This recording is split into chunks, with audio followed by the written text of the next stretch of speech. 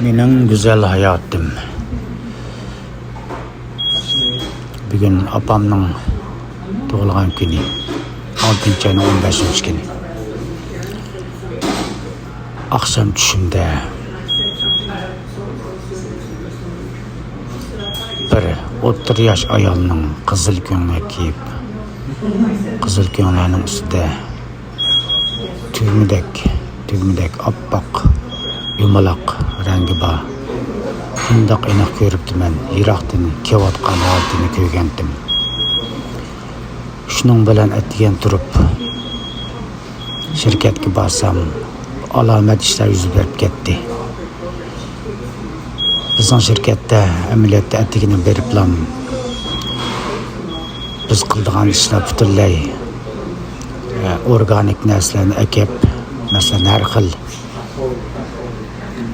powder deymiz. Bunda aytgancha qumdek narsalar, shularni mahsulot ishlab chiqaramiz. Har xil rangda, oq, qizil, so'sin, qaramtul, qora degandek har xil 7-8 xil rang bor. Shularni ekib talishib turib ekilamiz. Nima uchun degan chaqda ba'zi tuyab ketsa boshqa narsaga almashtirmizda, shu boshqadan ustallarni surtib qilish bek avarchilik. Shunlashqa atiganim kim atigan bo'lsa shuncha chiq olalaydi. Maqsad 8 soatning ichida shu chiq olsak, shu bir kunlik qilgan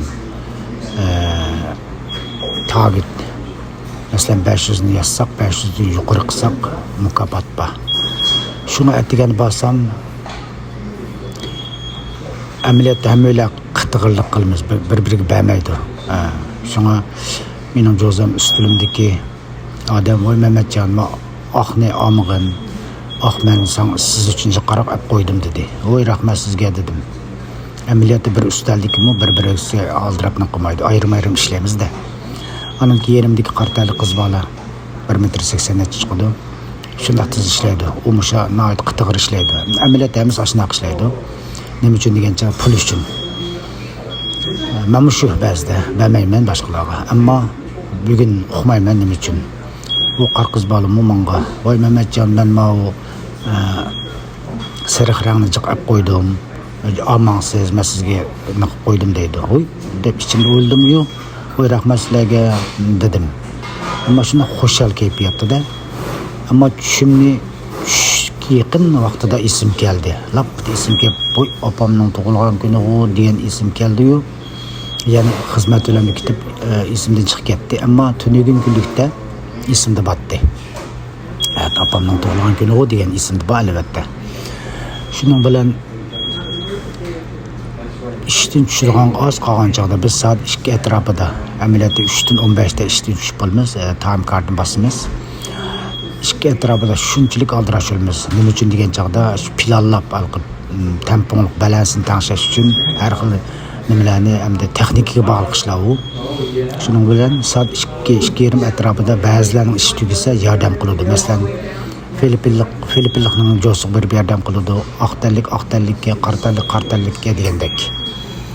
Shunlashqa bugun nima uchun uqmayman? 3-4 odam atrofim paydo bo'lib ketdi. "Voy, men qilish beray sizga, men qilish beray" deb. Men mujiq avtkenman. Albatta bugungi nimani oshirib qo'yatdim. Shunga voy nima sho'qondi deb oxirida yana boshqadan lap esim kelib qoldi. Unutib qolibmanman. Voy deb inglizcha og'zimdan chiqib ketdi. Bizniki boshliq team lider, guruh boshlig'i. "Voy, bugun opamning tug'ilgan kuni" desa, "Bu shundoqmi?" dedi u. Shunchalik xo'shal bo'ldim-yu, ishdan tushib ko'nglim shunchalik buzilib ketdi. Shuning bilan yaqin bir odam bor. Shu odam bilan bir mungdishaychi deb telefon qildim. Telefon qilib ichimnikini to'kdim ozroq. Shundoq yeni bo'lib qoldim. O achamdan Alloh rozi bo'lsin. Shu bir soat paran qilishdim. O'zimning hadisi, o'zimning urug' tuqqan bo'lib ketdi.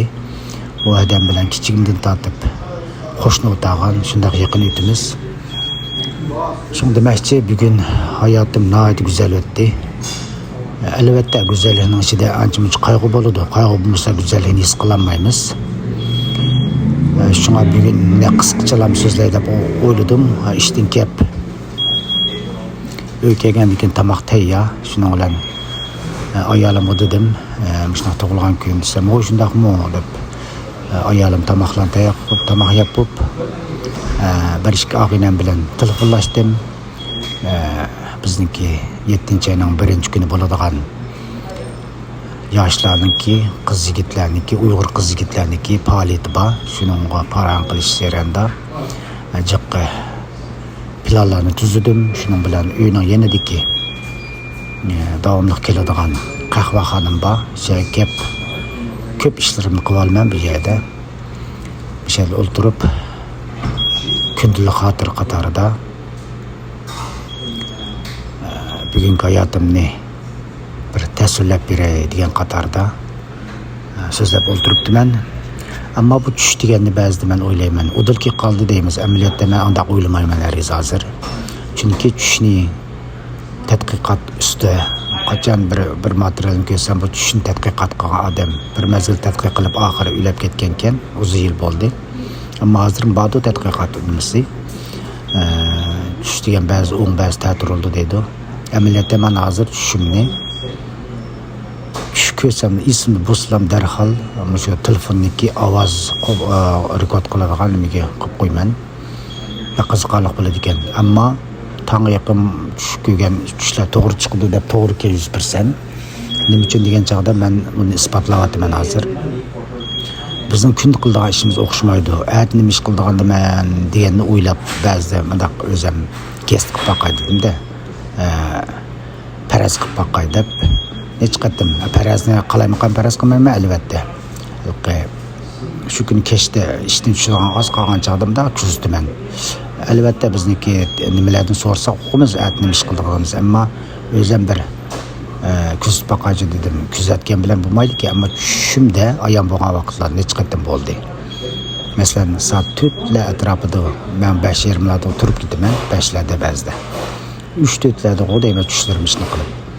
Tong yaqin tushimda bugun qildigan narsani tushab qolaman. Degandek voy, men tushab qoldim, bugun shuni qildiga o'xshamamdim desam degandek shuni qilaman. Balkim ba'zilarning tush ashnoq bo'ladi-anda, tush qiziqadiganlar bir yozib baqsanglar bo'ladi. Tush degan alomat bo'ladi ekan. Tushga nima kirmaydi, haq nima demaydi degan maqol tamsillarimiz bor.